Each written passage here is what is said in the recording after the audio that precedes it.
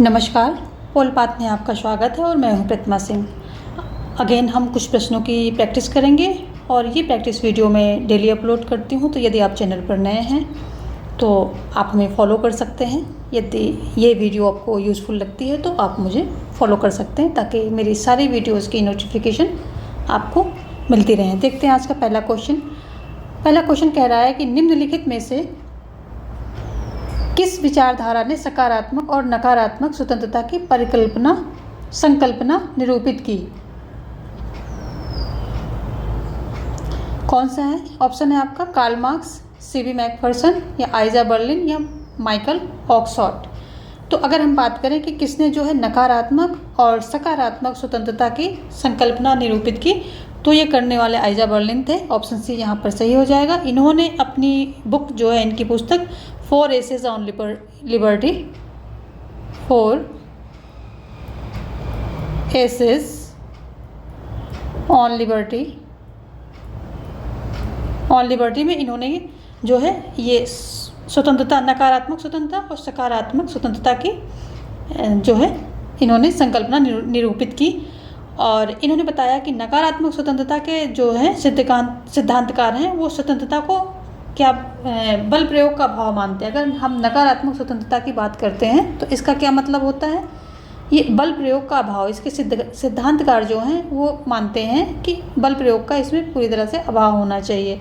जबकि जो सकारात्मक स्वतंत्रता के सिद्धांतकार हैं, इनको मानने वाले हैं, वो इसको जो है आत्मसंयम यानी कि सेल्फ कंट्रोल और जो है सेल्फ मास्टरी यानी कि स्वराज, अपने ऊपर शासन, तो सेल्फ मास्टरी के रूप में इसको लेते हैं। तो ये नकारात्मक और सकारात्मक स्वतंत्रता की संकल्पना आइजा बर्लिन के द्वारा है निरूपित की गई थी इनकी बुक 4 Essays on Liberty में। देखते हैं अगला क्वेश्चन।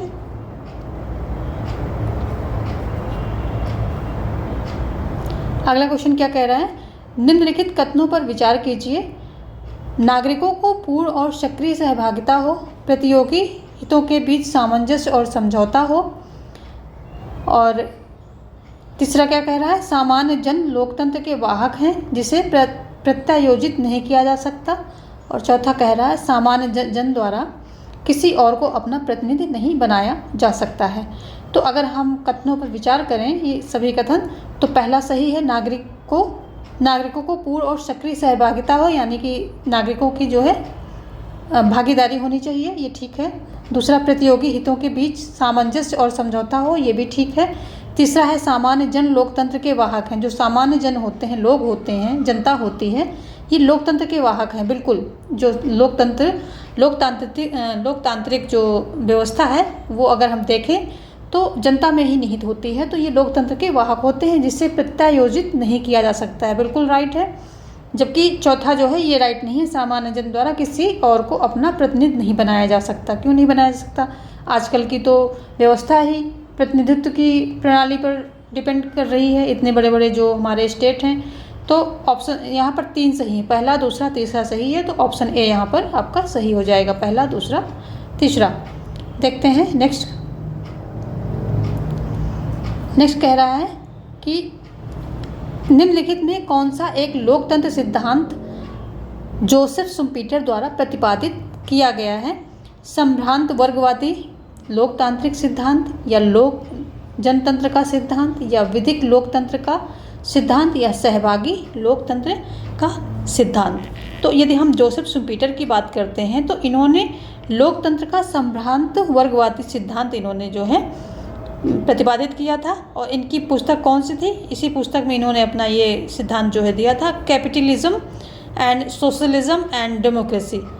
कौन सी थी इनकी बुक? शुम्पीटर की, जोसेफ की बुक कौन सी थी? कैपिटलिज्म और क्या थी? सोशलिज्म,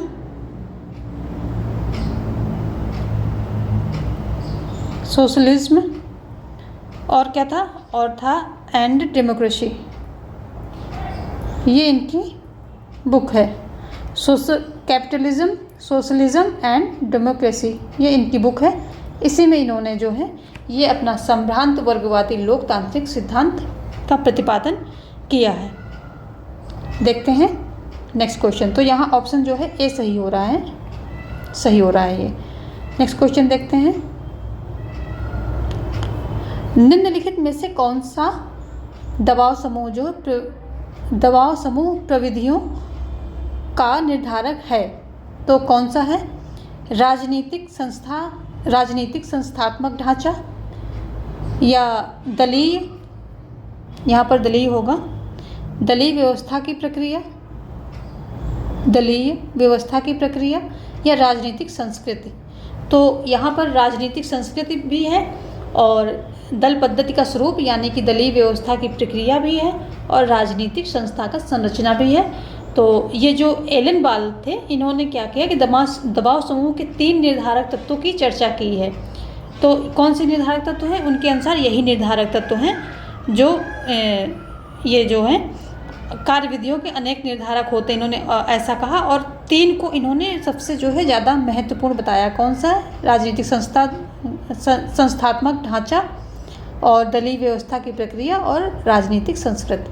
तो ये 3 यहाँ पर सही है, तो ऑप्शन ए यहाँ पर आपका सही हो जाएगा। नेक्स्ट क्वेश्चन देखते हैं। नेक्स्ट क्वेश्चन क्या कह रहा है? क्वेश्चन 5 कह रहा है कि सूची 1 राज्य का स्वरूप, सूची 2 विचारधारा के साथ सुमेलित कीजिए और सूचियों के नीचे दिए गए कोड का प्रयोग सही उत्तर के लिए चुनिए। तो इसमें देखते हैं सूची 1 क्या है, क्या कह रहा है सूची 1? सूची 1 कह रहा है कि राज्य का स्वरूप में क्या है? राज्य एक बुराई है जिसकी आवश्यकता मनुष्य की स्वार्थपरता और लोभ के कारण होती है। इसको थोड़ा छोटा कर लेते हैं, क्वेश्चन ये काफ़ी बड़ा है, अब हम देख लेंगे इसको। चलिए अब देखते हैं इसको। क्या कह रहा है कि राज्य एक बुराई है जिसकी आवश्यकता मनुष्य की स्वार्थपरता और लोभ के कारण होती है। दूसरा है राज्य प्रत्येक व्यक्ति के सर्वोत्तम का मूर्तिमान रूप है। और तीसरा क्या कह रहा है? राज्य एक सहकारनिष्ठ समाज है जिसका लक्ष्य सकारात्मक हित है। और चौथा कह रहा है कि राज्य निरपेक्ष, स्थायी, सर्वशक्तिमान एवं अति प्राकृतिक रूप से संस्वीकृत संस्थान है। तो इसमें क्या है? जो राज्य एक बुराई है, ये किससे हो रहा है कि जो राज्य एक बुराई जिसकी आवश्यकता, तो ये आकर के मिल जाएगा आपका, ये व्यक्तिवाद से है। इनका काफ़ी ये फेमस कथन है। तो पहला जो है यहाँ पर पहला हो जाएगा। और दूसरा क्या है कि राज्य प्रत्येक व्यक्ति के सर्वोत्तम का मूर्तिमान है, तो इसका हो जाएगा ये तीसरा हो जाएगा, गांधीवाद से संबंधित है ये। और राज्य एक सहकारनिष्ठ समाज है जिसका लक्ष्य सकारात्मक हित है, तो ये क्या हो जाएगा? ये हो जाएगा आपका समाजवाद से संबंधित हो जाएगा, ये समाजवाद से संबंधित हो जाएगा। तो यहाँ पर ये बी हो गया और ये सी हो जाएगा। ठीक है। अभी राज्य निरपेक्ष, स्थायी, सर्वशक्तिमान एवं अति प्राकृतिक रूप से संस्थिकृत संस्थान है, तो ये हो जाएगा किसका? फांसीवाद का हो जाएगा, ये फांसीवाद का हो जाएगा डी। तो कौन सा हो जाएगा? ये हो जाएगा चौथा, तीसरा, पहला और दूसरा। ऑप्शन सी यहाँ पर जो है सही हो जाएगा, ऑप्शन सी इसमें सही हो जाएगा। देखते हैं नेक्स्ट क्वेश्चन। नेक्स्ट क्वेश्चन ये भी काफ़ी बड़ा क्वेश्चन, देख लेते हैं क्या कह रहा है। सूची 1 निर्णय सिद्धांत का मॉडल को सूची 2 अभिलक्षण के साथ सुमेलित कीजिए और सूचियों के नीचे दिए गए कोड का प्रयोग कर सही उत्तर चुनिए। तो ऑप्शन जो पहली सूची है निर्णय सिद्धांत मॉडल की सूची है, इसमें क्या है? तार्किक, इसमें क्या है देख लेते हैं इसको। तार्किकता मॉडल, और दूसरा है संगठनात्मक प्रक्रिया मंडल, तीसरा है अधिकारी तंत्रीय राजकीय मंडल, और चौथा है व्यक्तिक निर्णय निर्माण मंडल।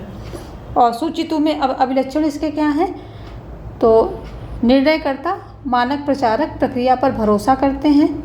विदेश नीति के निर्णय जो है विविध सरकारी अभिकरणों के मध्य सौदेबाजी की प्रक्रिया का परिणाम होते हैं।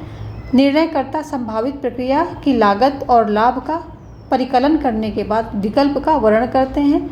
निर्णयकर्ता गलत प्रत्यक्षण अथवा वर्णनशील अथवा वर्णशील प्रतिच्छन से ग्रस्त होता है।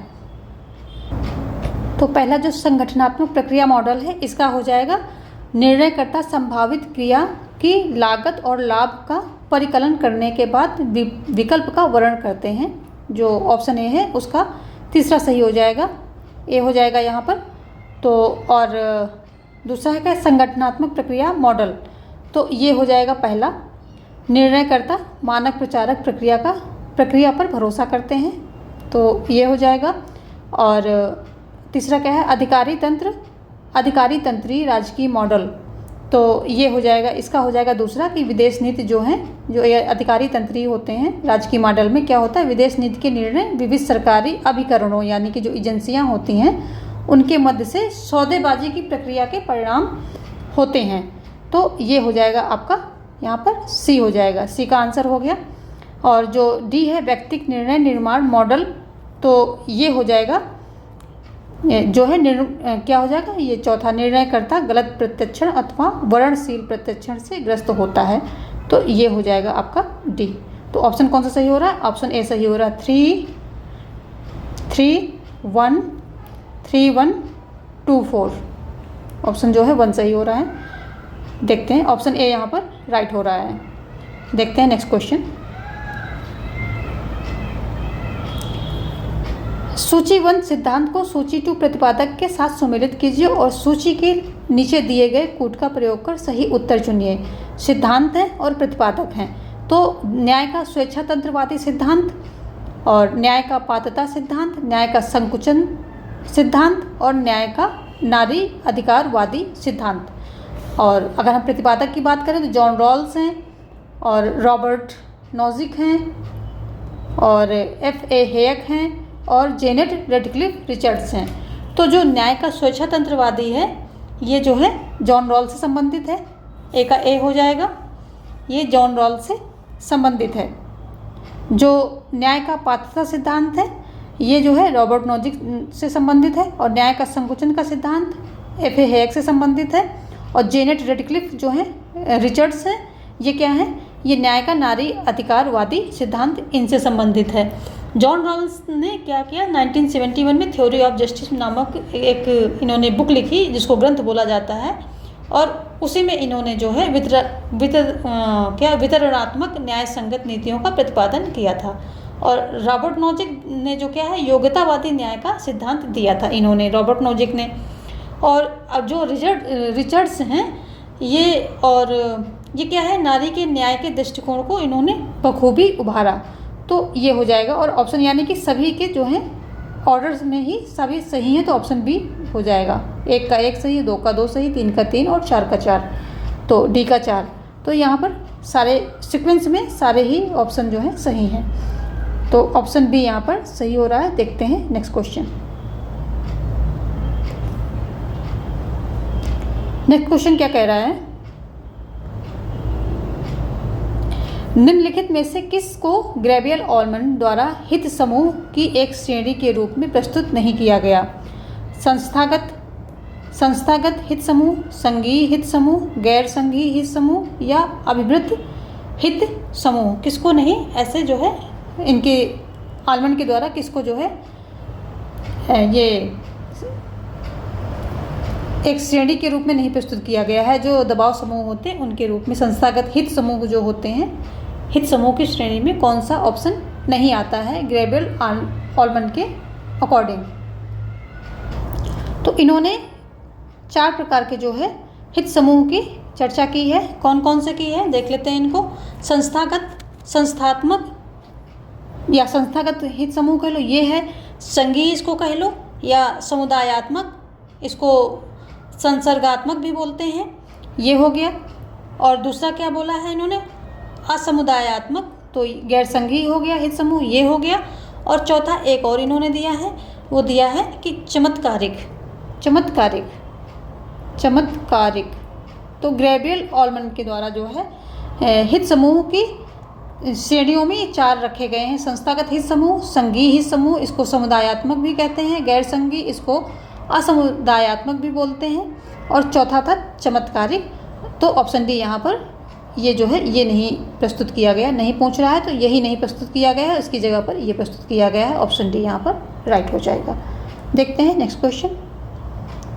यूनाइटेड किंगडम में लॉर्ड चांसलर निम्न में किससे संबंधित हैं? हाउस ऑफ कॉमन्स से संबंधित हैं ये, या हाउस ऑफ लॉर्ड्स का सदस्य है ये, या न्यायपालिका का अध्यक्ष है, या मंत्रिपरिषद का जो है मंत्री है, कौन है?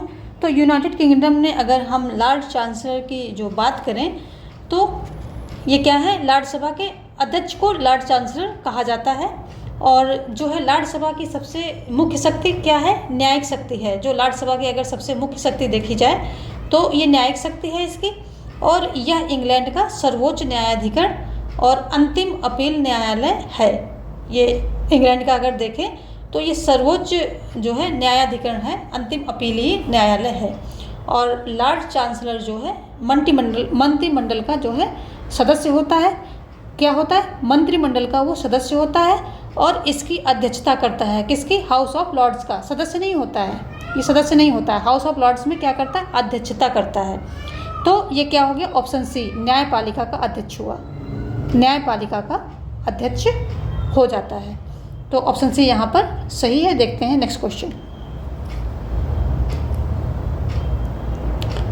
ये जो हमने ब्रिटेन पे और संयुक्त राज्य अमेरिका पे जो हमने वीडियोस बना रखे हैं तो उनको आप ज़रूर से देखें ताकि आपका कॉन्सेप्ट क्लियर हो जाए। तो ये सारे क्वेश्चंस जो हैं अपने आप ही सॉल्व हो जाएंगे, इसमें आपको कुछ करने की ज़रूरत ही नहीं पड़ेगी। नेक्स्ट क्वेश्चन देखिए, संयुक्त राज्य अमेरिका से संबंधित है। तो इसमें हम देखेंगे क्या कह रहा है।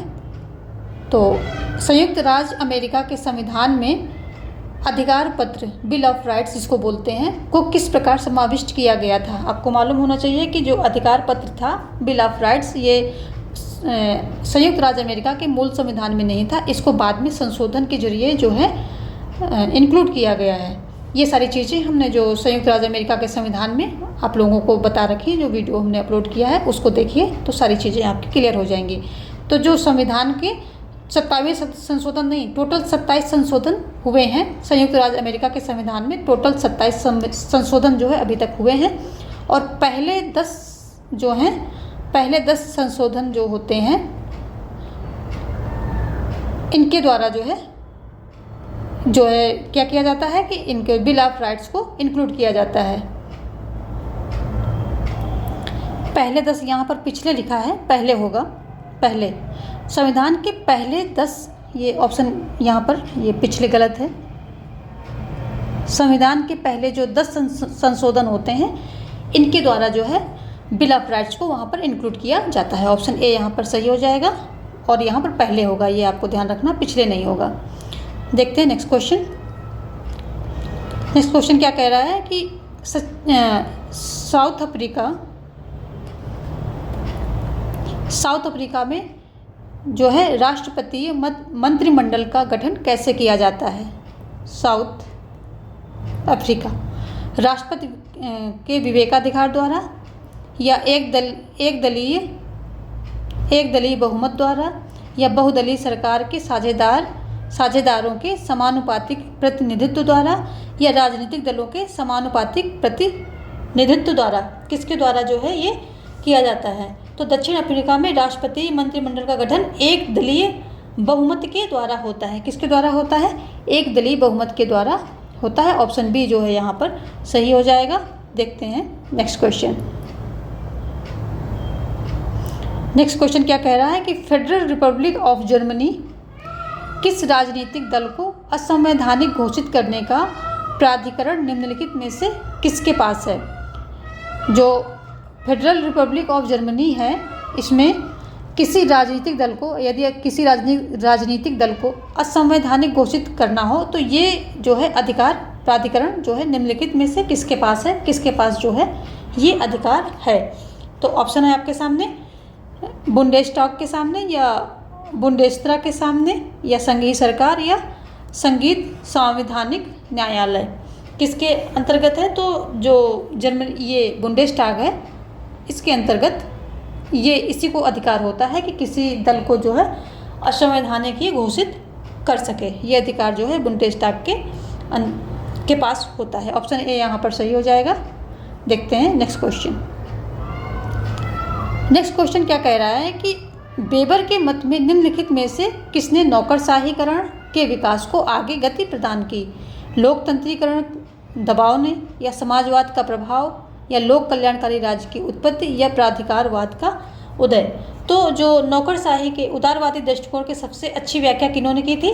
जो जर्मन समाज के वैज्ञानिक जो थे मैक्स वेबर, इन्होंने जो है सबसे अच्छी इसकी व्याख्या की है। और उन्होंने नौकरशाही को तर्कसंगत के जो रेशनैलिटी के आधार पर संरचना के बारे में 5 जो है विश्वास और तर्कसंगत कानून प्राधिकार के बारे में 8 मूल सिद्धांत शामिल किए हैं। तो इन्होंने जो है इसको बोला क्या है कि लोक कल्याणकारी राज्य की उत्पत्ति होने की वजह से नौकरशाही की विकास को आगे गति प्रदान हुई है, जो है इसको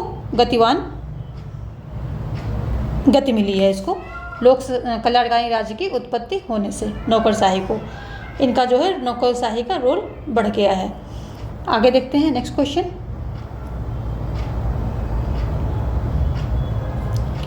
नेक्स्ट क्वेश्चन कह रहा है कि विकास का चरण उपागम में निम्नलिखित में से किसने वन्य एवं पाशु चरण के चरण को प्रस्तावित किया? कार्ल मार्क्स ने, फ्रीडरिच लिस्ट ने, या ब्रूनो बिल्डरब्रांड ने, या डब्ल्यू रोस्टोव ने। तो ये जो है विकास के पश्चारण और जो है पश्चारण के चरण को किसने प्रस्तावित किया था? तो ये डब्ल्यू रोस्टोव के द्वारा प्रस्तावित किया था। ऑप्शन डी यहाँ पर सही हो जाएगा, क्योंकि इनका मानना था कि जो ये विकास है, आर्थिक समृद्धि है, तो इनका ये मानना था कि इसमें कुछ अनिवार्य शर्तें होती हैं।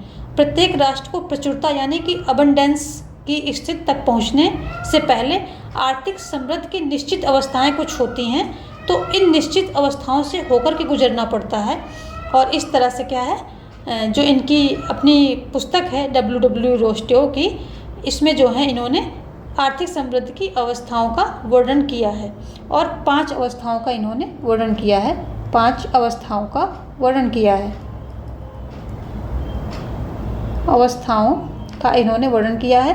किसमें? आर्थिक समृद्धि इनकी पुस्तक है, आर्थिक समृद्धि इनकी बुक है।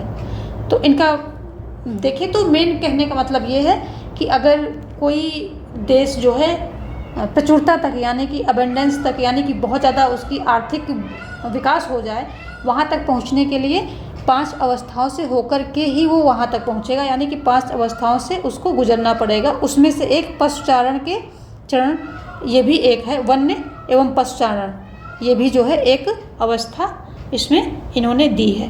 तो कहने का मतलब है कि 5 अवस्थाओं से होकर के ही कोई राष्ट्र जो है आर्थिक विकास के चरम पर पहुंच सकता है। W Rostow.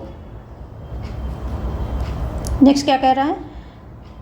नेक्स्ट क्वेश्चन कह रहा है कि निम्नलिखित में से कौन अंतर्राष्ट्रीय संबंधों के व्यवस्था सिद्धांत से संबंधित है? मार्टिन कैटलिन, या ए हैकर, या रॉबर्ट ओके ओहेन, या नेक्स्ट बी हॉस। कौन है इससे संबंधित? तो जो मार्टिन कापलान है, कैटलिन नहीं होगा यहाँ पर, कापलान होगा, कापलान। मार्टिन कापलान क्या है? ये जो है अंतर्राष्ट्रीय संबंधों के व्यवस्था सिद्धांत से संबंधित हैं और इन्होंने अपने व्यवस्था सिद्धांत में क्या है 6 प्रतिमानों का वर्णन किया है। जो इनके व्यवस्था सिद्धांत है इसमें क्या किया है 6 प्रतिमान, यानी कि 6 प्रतिमानों का इन्होंने वर्णन किया है और जिसमें इन्होंने एक शक्ति संतुलन प्रतिमान भी दिया है। क्या दिया है? शक्ति संतुलन, ये इम्पॉर्टेंट है, पूछा जाता है। शक्ति संतुलन प्रतिमान ये भी इन्होंने दिया है और ये पहला प्रतिमान है ये। तो क्या है? शक्ति संतुलन प्रतिमान। और 6 प्रतिमानों का ये वर्णन करते हैं किसमें? व्यवस्था सिद्धांत में। संबंधित किससे है? मार्टिन कापलान से संबंधित है ये। देखते हैं नेक्स्ट क्वेश्चन। नेक्स्ट क्वेश्चन क्या कह रहा है?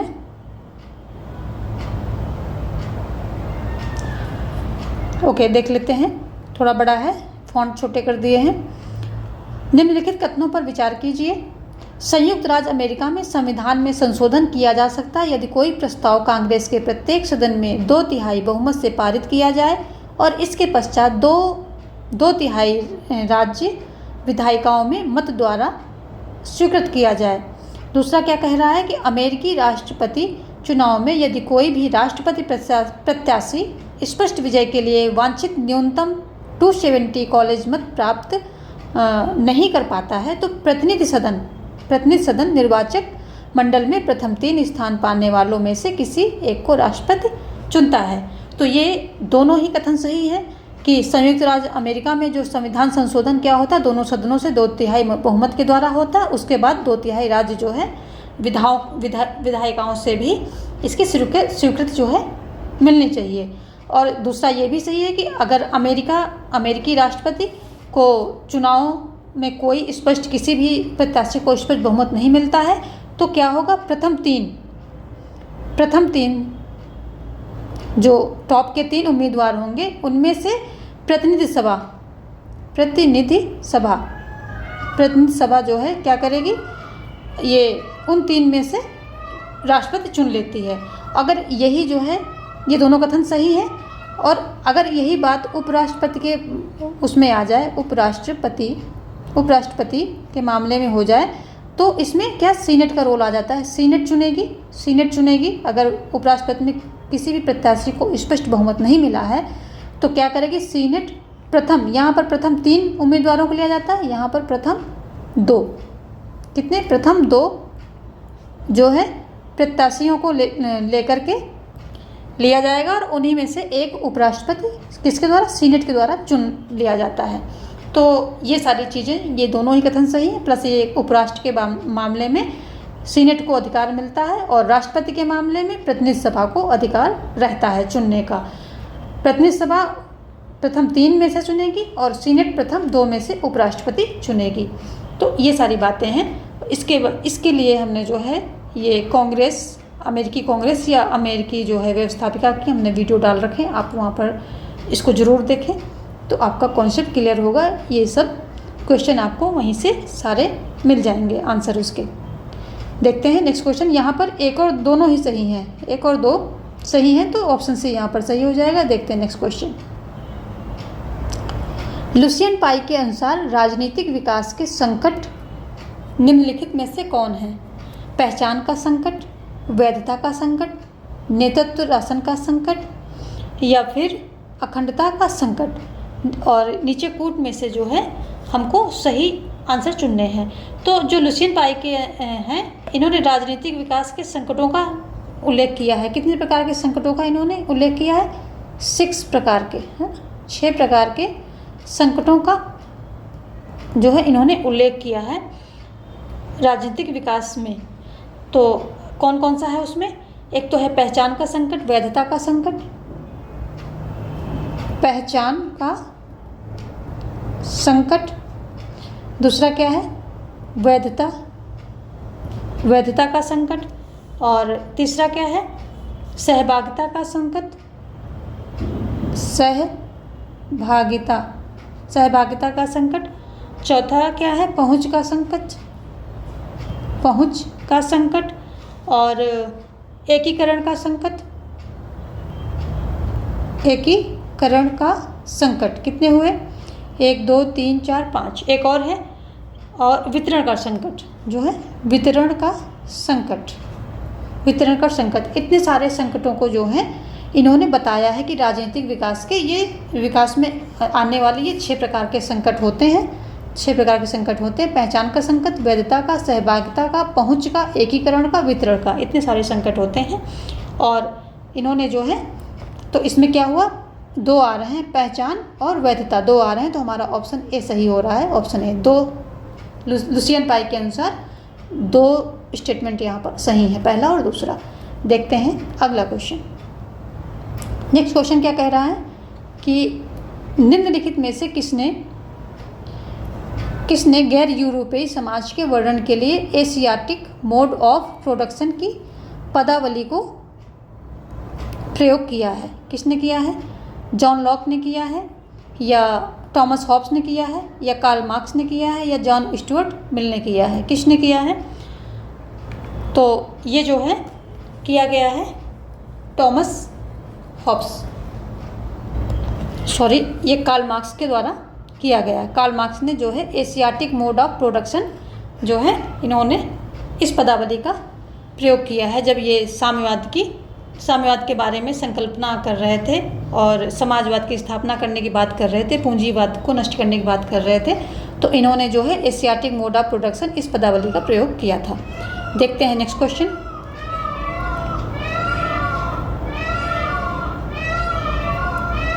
नेक्स्ट क्वेश्चन कह रहा है निम्नलिखित में से कौन द्वंद्व और शांति के अध्ययन का प्रतिपादक है? कौन है? द्वंद्व एवं शांति दोनों के जो अध्ययन हैं इनका प्रतिपादक कौन है? आर लग्जबर्ग हैं या केनेथ बोल्डिंग हैं या एच बटरफील्ड हैं या फिर पी लासलेट हैं? तो जो शांति, द्वंद्व और शांति इस अध्ययन का सिद्धांत का प्रतिपादक कौन है? तो केनेथ बोल्डिंग है। ऑप्शन बी यहाँ पर सही हो जाएगा। केनेथ बोल्डिंग के द्वारा द्वंद्व और शांति के अध्ययन का सिद्धांत जो है प्रतिपादित किया गया है। देखते हैं नेक्स्ट क्वेश्चन। अगला क्वेश्चन कह रहा है, अगेन ये बिग क्वेश्चन है, इसके थोड़ा सा छोटा कर लेते हैं फिर देखते हैं। क्या कह रहा है कि यूनाइटेड किंगडम के संविधान के संदर्भ में निम्नलिखित कथनों पर विचार कीजिए। सब वित्त विधेयक हाउस ऑफ कॉमन्स के स्पीकर द्वारा एक प्रकार प्रमाणित है। तो यदि हाउस ऑफ लॉर्ड्स द्वारा बिना संशोधन पास नहीं किए जाते हैं, हाउस ऑफ लॉर्ड्स की सहमति के बिना कानून बन जाते हैं।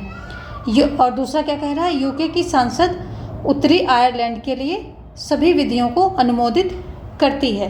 तो इसमें जो है दोनों ही कथन सही हैं। अगर हम यूनाइटेड किंगडम की बात करते हैं तो ये दोनों ही ऑप्शन यहाँ पर सही है। तो ऑप्शन ए एवं बी दोनों सही है। तो यूनाइटेड किंगडम में के संविधान के संदर्भ में अगर हम वित्तीय क्षेत्र में बात करें तो वित्तीय क्षेत्र में लोक सदन की स्थिति सुदृढ़ है। जो ये है हाउस ऑफ कॉमन्स, इसकी जो है स्थिति काफ़ी सुदृढ़ है और यानी कि मजबूत स्थिति में है ये। और वित्त विधेयक लोक सदन में ही जो है प्रस्तावित किया जाता है, लॉर्ड सभा में नहीं प्रस्तावित किया जाता है। लोक सदन द्वारा पारित किए जाने के बाद जो है इसको क्या किया जाता है कि लॉर्ड सभा में भेजा जाता है। वो इसको 1 माह की अवधि तक इस विधेयक को विचार करने के लिए रख सकती है। और 1 माह बीत जाता है तो जैसा ये पारित करके लोक सदन के द्वारा भेजा जाता है वैसा इसको कानून मान लिया जाता है, यानी कि उसको पारित समझ लिया जाता है। तो बस 1 माह का समय होता है और ये कुछ नहीं कर सकते हैं, या तो ये स्वीकार कर लें या फिर उसमें संशोधन के लिए उसको प्रस्तावित कर दें उस 1 माह के अंदर। चाहे तो ये स्वीकार कर लें लॉर्ड सभा और चाहे उसको क्या कर दें संशोधन, उसमें थोड़ा बहुत संशोधन के लिए प्रस्तावित कर दें। इससे ज़्यादा कुछ कर नहीं सकते और 1 माह अगर बीत गया तो वो अपने आप पारित मान लिया जाता है। तो यहाँ दोनों ही ऑप्शन सही हैं। देखते हैं नेक्स्ट क्वेश्चन। अगला क्वेश्चन क्या कह रहा है कि निम्नलिखित में से कौन सा एक कथन सही है? बुंडेस्टाग के स्थानों के आवंटन की नियमवार विधि उन मतों के अनुपात से संबंधित है जो संसदीय निर्वाचन क्षेत्रों में व्यक्तिगत प्रत्याशी के पक्ष में डाले गए हैं, जो सामान्य चुनाव में प्रस्तुत दलीय सूची के पक्ष में डाले गए हैं, जो राज्य चुनावों में प्रादेशिक राजनीतिक दलों के पक्ष में डाले गए हैं, या स्थानीय चुनाव से स्थानीय राजनीतिक दलों के पक्ष में डाले गए हैं। तो कौन सा जो है सही होगा? तो यहाँ पर आपका ऑप्शन डी जो है सही हो जाएगा। स्थानीय चुनावों से स्थानीय राजनीतिक दलों के पक्ष में डाले गए जो हैं, ये बुंडेस्टाग में स्थानों के आवंटन की नियमवार विधि उन मतों के अनुपात से संबंधित है। तो स्थानीय चुनावों में स्थानीय राजनीतिक दलों के पक्ष में डाले गए जो है मतों के अनुपात से ये संबंधित है। ऑप्शन डी यहाँ पर जो है सही हो जाएगा। देखते हैं अगला क्वेश्चन। न्याय का अर्थ है कि क्या अर्थ है? कोई भेदभाव नहीं किया जा सकता है, भेदभाव किया जा सकता है, राजा की बुद्धि के अनुसार भेदभाव किया जा सकता है, बहुमत के अनुसार भेदभाव किया जा सकता है। तो अगर हम न्याय का अर्थ देखें तो न्याय का अर्थ है कि जो है ये कोई भेदभाव नहीं किया जा सकता है। इसका जो है एक सिंपल और साधारण अर्थ यही निकल कर आता है कि कोई भेदभाव नहीं किया जा सकता है किसी के साथ। सबके लिए जो है बराबर सुविधाएं, बराबर जो है दंड और या उपहार जो भी है सब कुछ बराबर होना चाहिए, वही न्याय है सभी नागरिकों के लिए, सभी देशवासियों के लिए वही न्याय है, यानी कोई भेदभाव किसी के साथ ना हो, यही न्याय है। ऑप्शन ए यहाँ पर सही हो जाएगा। देखते हैं नेक्स्ट क्वेश्चन। शक्ति पृथक्करण के सिद्धांत का आशय क्या सुनिश्चित करने का है? तो शक्ति पृथक्करण संबंधित कहाँ से है? ये अमेरिका से संबंधित है, अमेरिका से संबंधित है शक्ति पृथक्करण का सिद्धांत। और इससे संबंधित क्या है देखते हैं। प्रतिनिधित्व, दक्षता, सहभागिता या नियंत्रण और संतुलन। तो ऑप्शन डी यहाँ पर सही हो जाएगा। जो शक्ति पृथक्करण का सिद्धांत वहाँ अमेरिका में अपनाया गया है, उसका जो है मतलब यही है, उसका उद्देश्य यही है कि जो है सरकारों पर जो सरकारें हैं वहाँ के तीनों अंग हैं, तो ये इन पर नियंत्रण भी एक दूसरे पर रख सकें और संतुलन बना रहे। तो नियंत्रण व संतुलन का सिद्धांत शक्ति पृथक्करण के सिद्धांत का जो है नवीन रूप कहा जा सकता है, इसको एक नए रूप में लिया जा सकता है। इसमें सरकार के जो अंग होते हैं, अंगों को इस प्रकार संबंधित बनाया जाता है जिससे कोई भी अंग एक दूसरे पर हावी ना हो सके और अपने आप में इतना स्वतंत्र व सर्वोच्च ना हो जाए कि मतलब निरंकुश भी न बन जाए कि व्यक्ति की स्वतंत्रता के लिए कोई खतरा हो जाए। तो मतलब ऐसा है कि एक दूसरे पर हावी भी ना हो और इतना कोई जो है इतना स्वतंत्र ना हो, निरंकुश भी ना हो कि जो है देश और व्यक्ति के लिए, लोकतंत्र के लिए खतरा बन जाए। ऑप्शन डी यहाँ पर सही हो जाएगा। देखते हैं नेक्स्ट क्वेश्चन। अगला क्वेश्चन क्या कह रहा है कि खेल सिद्धांत के विषय में निम्नलिखित कथनों पर विचार कीजिए। यह गणित की एक शाखा है जो समझौतों के परिणाम के भविष्य कथन से संबंध है। यह 1950 और 1960 के वर्षों में अमेरिकी सोवियत परमाणु युद्ध की संभाव्य स्थितियों को समझने के प्रयास में संलग्न विद्वानों द्वारा पहली बार अंतर्राष्ट्रीय संबंधों में विस्तार से प्रयुक्त किया गया। तीसरा क्या कह रहा है? यह अंतर्राष्ट्रीय संबंधों का एक सामान्य सिद्धांत है। तो अगर हम खेल सिद्धांत की बात करें, इसको छोटा कर लेते हैं पहले ताकि आपको जो है ऑप्शन के साथ साथ कूट भी दिख जाए। अब जो है आप देख सकते हैं। तो ये जो है इसमें क्या होगा, जो खेल सिद्धांत है निर्णय सिद्धांत का ही एक परिष्कृत रूप है, यानी कि ज़्यादा विकसित रूप है। अगर हम संक्षेप में जो है, जब कोई व्यक्ति या समूह क्या करता है कि अन्य व्यक्तियों या समूह के साथ प्रतिस्पर्धा जैसे कंपटीशन की स्थिति में आ जाता है, तो उसके लिए क्या है, उपलब्ध विकल्पों के विश्लेषण को एक गणितीय तरीके को खेल सिद्धांत कहा जाता है। जो उपलब्ध विश्लेषण होते हैं, उसके सामने जो विकल्प होते हैं, उनको एक गणितीय तरीके से क्या करना, गणित को यूज करते हुए उसका हल निकालना, इसी को खेल सिद्धांत कहा जाता है। तो मुख्यतः जो है गणित सिद्धांत किसमें, जो ये खेल सिद्धांत है गणित और अर्थशास्त्र के क्षेत्रों में विकसित हुआ। यहाँ से ये भी क्वेश्चन बनता है कि ये जो खेल सिद्धांत है ये विकसित कहाँ हुआ, तो गणित और अर्थशास्त्र यही दो क्षेत्र हैं जहाँ पर खेल सिद्धांत शुरू हुआ। ये अंतर्राष्ट्रीय राजनीति में आपका क्वेश्चन बनता है यहाँ से। और खेल सिद्धांत बहुत ही इम्पोर्टेंट टॉपिक है पीजीटी लेवल पर अगर देखें तो ये जो है गणित और अर्थशास्त्र में खेल सिद्धांत मुख्यतः जो है विकसित होता है। और यहाँ पर देखें तो ऑप्शन ए यानी कि तीनों ही कथन जो है सही हो रहे हैं। तो ये भी राइट है, दूसरा भी राइट है और पहला भी राइट है। तो ऑप्शन ए यहाँ पर राइट हो जाएगा। देखते हैं नेक्स्ट क्वेश्चन। अगला क्वेश्चन क्या कह रहा है कि जर्मनी के संविधानगत लक्षणों के संबंध में निम्नलिखित कथनों पर विचार कीजिए। निर्दिष्ट मानव अधिकारों को केवल संविधान संशोधन माध्यम से परिवर्तित किया जा सकता है। दूसरा है संघीय ढांचे अथवा राज्यों की शक्तियों से संबद्ध उपबंधों में परिवर्तन हेतु कोई भी प्रस्ताव अस्वीकार्य है। तो ऑप्शन आपके सामने है, केवल एक सही है या दूसरा सही है या दोनों सही हैं या कोई भी सही नहीं है। ये है ऑप्शन आपके सामने। तो यहाँ पर जो है जर्मनी के संविधानगत लक्षणों की अगर हम बात करें तो उसके अनुसार ये पहला ऑप्शन जो है, पहला कथन सही हो रहा है और दूसरा नहीं सही है। तो यहाँ पर ऑप्शन ए जाएगा, केवल एक। जो पहला है ये सही है,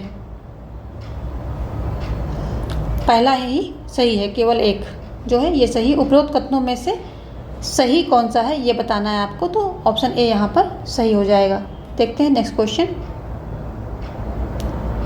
ये क्वेश्चन इतने डीप में पूछे जा रहे हैं कि इनके बारे में जो है थोड़ा सा आपको, जैसे जर्मनी का संविधान है, इंग्लैंड का संविधान है, अमेरिका का संविधान है, फ्रांस का है, इनके बारे में आपको थोड़ी थोड़ी नॉलेज होनी चाहिए, तभी आप आंसर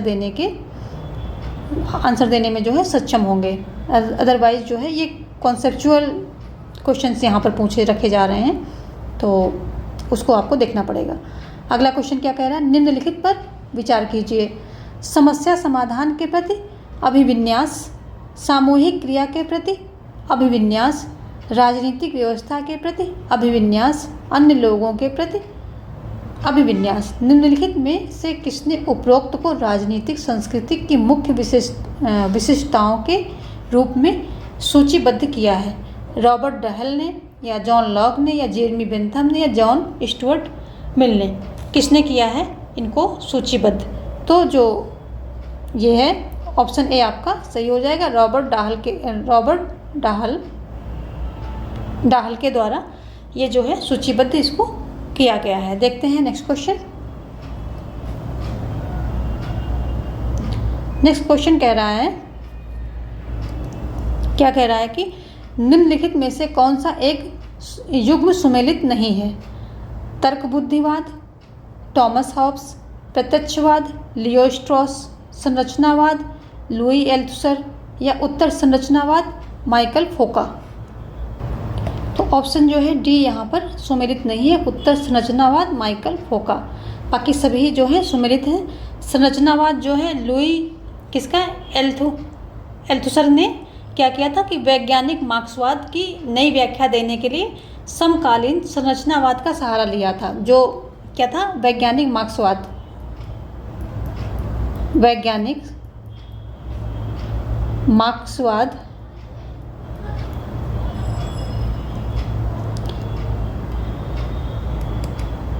वैज्ञानिक मार्क्सवाद के द्वारा इन्होंने क्या किया था कि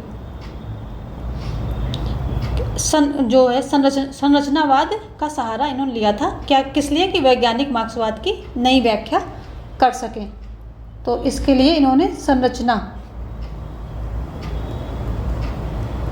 इसका सहारा लिया था। जबकि टॉमस हॉब्स क्या है, ये मनुष्य की तर्क बुद्धि को मानते हैं कि उसे आत्मरक्षा का रास्ता दिखाती है। जो मनुष्य की तर्क बुद्धि होती है उसे आत्मरक्षा का रास्ता दिखाती है। और जबकि जो लियो स्ट्रॉस है, ये प्रत्यक्षवाद यानी कि पॉजिटिविज्म और इतिहासवाद, हिस्टोरिसिज्म को, ये तथ्यों और मूल्यों को प्रकृति और समाज जैसी अमूर्त श्रेणियों में इनका जो है वर्णन ये बताते हैं। तो ये सभी तीनों जो है सही है, सिर्फ ये डी जो है ये गलत है। देखते हैं नेक्स्ट क्वेश्चन। नेक्स्ट क्वेश्चन कह रहा है, निम्नलिखित कथनों में से पर विचार कीजिए। ग्रामसी के लिए नागरिक समान रंगभूमि है। प्रपीड़न पर सहमत की, प्रभुत्व घर क्या है, प्रभुत्व घर प्रायुध की, या शक्ति पर नेतृत्व की, या संघर्ष पर समाधान की? किस पर है? उपरोक्त कथनों में से कौन सा कथन सही है? पहला, दूसरा, तीसरा, चौथा, या पहला, दूसरा, तीसरा, या पहला और दूसरा, या केवल चौथा? कौन सा सही है? तो इसमें जो है आपको सही ऑप्शन चुनना है। ये चारों ही ऑप्शन सही है। सबसे पहले हम ये ऑप्शन जो है दूसरा, प्रभुत्व पर प्राधान्य की, ये सही हो जाएगा। अब ये चारों ही सही हैं, तो हमारा ऑप्शन ए सही हो जाएगा। जो ग्रामसी थे, इन्होंने जो है राज्य को आधार एवं अधसंरचना दो भागों में डिवाइड किया था। इसको मैं कई बार अपनी प्रैक्टिस में करा चुकी हूँ। और जो स्कूल, चर्च एक बल प्रयोग मूलक जो था, ये उतना आधार के पास नहीं रहता है। जो परिवार, स्कूल, चर्च ये हैं, ये क्या होते हैं कि ये आधार के अधिक निकट माने जाते हैं। ग्रामसी के अनुसार कि ये जो परिवार, स्कूल, चर्च ये अधिकार जो आधार के अधिक निकट होते हैं, जबकि जो दूसरा बल प्रयोग मूलक संरचना होती हैं इसमें जो है क्या होता है कि इसमें ओनली स्ट्रक्चर होता है, बल प्रयोग मूलक होता है, बल का जो है प्रयोग इसमें दिखता है, तो ये उतना जो है आधार के करीब नहीं होती हैं। और परिवार, स्कूल, चर्च ये सब जो है आधार के ज़्यादा करीब देखने को मिलते हैं। ऐसा ग्रामसी का विश्लेषण था। तो ऑप्शन यहाँ पर पहला सही हो जाएगा। देखते हैं नेक्स्ट क्वेश्चन। अगला क्वेश्चन कह रहा है कि निम्नलिखित में कौन सा एक युग्म सही सुमेलित है। निम्नलिखित में कौन सा एक युग्म सही सुमेलित है। केंद्र परिधि का सिद्धांत रोजा लग्जमबर्ग द्वारा, या प्राधान्य का सिद्धांत VI लेनिन के द्वारा, या फिर नौ उपनिवेशवाद का सिद्धांत क्रे एंड क्रूमा के द्वारा, या अल्प विकास का सिद्धांत रॉबर्ट कॉक्स के द्वारा।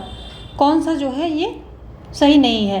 तो ऑप्शन जो बी है, VI लेनिन ने अपनी जो है अनेक कृतियों में क्या कहा है कि के माध्यम से मार्क्सवादी सिद्धांत और व्यवहार के विकास में विशेष जो है योगदान दिया है। और ऑप्शन बी यहाँ पर सही हो जाएगा। प्राधान्य का सिद्धांत VI लेनिन के द्वारा जो है यही युग्म जो है इसमें सुमेलित है। ऑप्शन बी यहाँ पर सही हो जाएगा। देखते हैं नेक्स्ट क्वेश्चन। अगला क्वेश्चन क्या कह रहा है कि निम्नलिखित में से कौन सा एक युग्म जो है सही सुमेलित है। कौन सा सही सुमेलित है। रोनाल्डो डोरकिन पर्यावरणात्मक अधिकार, या जॉन रॉल्स समकालात्मक अधिकार, या W कैमली का सांस्कृतिक अधिकार, या फिर चार्ल्स टेलर सुविधा वंचितों के अधिकार। कौन सा एक इसमें सही सुमेलित है। तो ऑप्शन सी यहाँ पर सही है। W कैमली का सांस्कृतिक आधार, ये ऑप्शन सी यहाँ पर सही है। बाकी युग्म जो है सही नहीं है। ऑप्शन सी यहाँ पर हो जाएगा आंसर आपका। देखते हैं नेक्स्ट क्वेश्चन।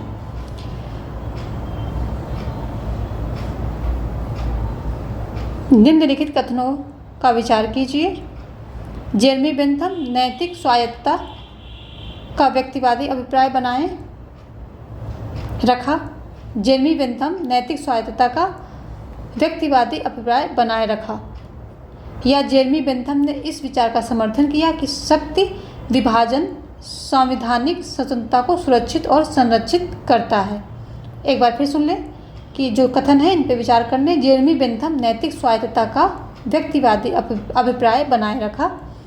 और दूसरा है जेरेमी बेंथम ने इस विचार का समर्थन किया कि शक्ति विभाजन संवैधानिक स्वतंत्रता को सुरक्षित और संरक्षित करता है। तो कौन सा इसमें सही है। तो ये जो है दोनों ही कथन यहाँ पर सही हो जाएंगे। 1 और 2 दोनों ही कथन जो है सही हैं। देखते हैं नेक्स्ट क्वेश्चन। अगला क्वेश्चन क्या कह रहा है। निम्नलिखित में से किसने यह मत विकसित किया कि राजनीतिक प्रक्रिया अनिवार्यता एक निर्णय निर्माण प्रक्रिया है और निर्णय निर्माण में प्रासंगिक सभी कारक व्यवस्थित अनुभविक परीक्षण के विषय हो सकते हैं। ऑप्शन है हैरोल्ड लॉसवेल, या रिजल्ट स्नाइडर, या ग्रेबियल ऑलमंड, या जेम्स कोलमैन। किसने जो है ये बात कही। तो ये जो है हैरोल्ड परीक्षण के विषय हो सकते हैं। तो ये मत किसका है। हैरोल्ड लॉसवेल का है। क्योंकि जो है इनका मानना था कि जो मनोवैज्ञानिक तत्वों के जो मनोवैज्ञानिक तत्व होते हैं उनको राजनीतिक अध्ययन में प्रयोग किया जाना चाहिए। और इसे क्या नाम दिया। राजनैतिक मनोविज्ञान, यानी कि पॉलिटिकल साइकोलॉजी का नाम दिया जाता है। और इन्होंने ये भी बोला कि जो आंदोलन होते हैं, राजनीतिक आंदोलन होते हैं, लोगों द्वारा आंदोलन किए जाते हैं, इस प्रक्रिया के पीछे मनोवैज्ञानिक कारण होते हैं। मतलब लोगों के जो कुछ ना कुछ कारण वहाँ पर मनोवैज्ञानिक होते हैं। और जनता जो है जनता के आचरण को एक्सपीरियंस करके और उनके आचरण का अध्ययन करके उसके बाद ही ये पता लगाया जा सकता है कि जो कोई पॉलिसी बन रही है, किसी आयोजित विधि की प्रतिक्रिया, जो विधि कानून बन रहा है तो जनता पर क्या डालेगी। तो ये इनका था कि एक मतलब मनोविज्ञान को इन्होंने सहारा लेकर के चीज़ों को प्रिडिक्ट करने का मतलब करने के क्षेत्र में ये काम इन्होंने किया और उस पर इन्होंने बल दिया। तो हैरोल्ड लॉसवेल। आज के सारे क्वेश्चन ज़्यादातर कॉन्सेप्चुअल हैं, यानी कि आपको कॉन्सेप्ट पता होना चाहिए पीछे का, तभी आप आंसर देने के काबिल होंगे। ऑप्शन ए यहाँ पर सही हो रहा। मैं थोड़ा थोड़ा कॉन्सेप्ट जो है क्लियर कर रही हूँ, लेकिन प्रैक्टिस में पूरा कॉन्सेप्ट जो है समझाना बस की बात नहीं है। देखते हैं नेक्स्ट क्वेश्चन। निम्नलिखित में से कौन से युग सही सुमेलित है? कौन सा युग जो है युग्म, कौन सा युग्म जो है सही सुमेलित है? तो कौन सा युग्म है? क्लासिक उदारवाद जॉन लॉक, समतावादी उदारवादी जॉन मेनार्ड कीन्स, या नव उदारवाद टी.एच. ग्रीन, या नवीन उदारवाद बर्नार्ड बोसांके। तो अगर हम बात करें कि कौन सा जो है सही है, तो जो है यहाँ पर पहला और चौथा सही हो जाएगा। जो नवीन उदारवाद है इसके जो है बोसांके हैं संबंधित है, और क्लासिक उदारवाद क्या है? जॉन लॉक से संबंधित है। तो ऑप्शन ए यहाँ पर 1 तथा 4 ये जो है सही हो जाएगा। क्लासिक उदारवाद जॉन लॉक, नवीन उदारवाद बर्नार्ड बोसांके, ये ऑप्शन यहाँ पर सही हो रहा है। देखते हैं नेक्स्ट क्वेश्चन। नेक्स्ट क्वेश्चन क्या कह रहा है? ये बिग है, थोड़ा इसको शॉर्ट कर लेते हैं। सारे आज जो है कॉन्सेप्चुअल क्वेश्चंस हैं, कॉन्सेप्ट में आपकी पकड़ होनी चाहिए। तो ये क्वेश्चन क्या रहा है? सूचीवन विद्वान को सूची 2 अवधारणा सिद्धांत के साथ सुमेलित कीजिए और सूचना के नीचे दिए गए कूट का प्रयोग कर सही उत्तर चुनिए। विद्वान की बात कर लें, यहाँ पर माइकल क्रोजियर हैं, रॉबर्ट मिशेल्स हैं और फ्रेडरिक्स हैं, ब्रूनो राजी हैं। अवधारणा की बात करें, अल्पतंत्र की लौहविधि, अधिकारी तंत्रीय परिघटना और प्रिज्मीय अधिकारी तंत्र, और विश्व का अधिकारी तंत्रीकरण। तो अगर ये माइकल क्रोजियर की बात करें तो ये हो जाएंगे, किससे संबंधित हो जाएंगे? अधिकारी तंत्रीय परिघटना से संबंधित हैं ये। और रॉबर्ट मिशेल्स की बात करें तो इन्होंने क्या दिया था? कौन सा सिद्धांत? अल्पतंत्र की लौहविधि, यानी कि जो इन्होंने क्या दिया था कि ये अल्पतंत्र का सिद्धांत दिया था, अल्पतंत्र का लौह नियम इन्होंने प्रतिपादित किया था, तो ये इससे संबंधित है। और फ्रेडरिक्स की बात अगर हम करें तो ये प्रिज्मीय अधिकारी तंत्र से संबंधित है। और ब्रूनो राजी की अगर हम बात करें तो ये विश्व का अधिकारी तंत्रीकरण से संबंधित हैं। तो क्या हो जाएगा? दूसरा पहला और तीसरा चौथा। तो ऑप्शन सी यहाँ पर जो है सही हो जाएगा। ऑप्शन सी यहाँ पर सही हो जाएगा। थोड़ा सा तो आज के लिए जो है आई थिंक यस इतने क्वेश्चन थे। तो आज के सभी क्वेश्चन जो हैं ऐसे थे, कॉन्सेप्चुअल थे। आपकी कॉन्सेप्ट में पकड़ होगी तभी आप आंसर दे पाएंगे, लेकिन फिर भी आपकी जो है कॉन्सेप्ट में पकड़ होनी चाहिए, तभी आप जो है सक्सेस होंगे। तो इसलिए मैं इस तरह के क्वेश्चन भी बीच बीच में लेकर के आऊँगी जो थोड़ा सा डिफ़िकल्टी लेवल जिनकी थोड़ा हाई हो। तो आज के लिए बस इतना ही। मिलते हैं कुछ और प्रश्नों के साथ, कुछ और टॉपिक के साथ। धन्यवाद।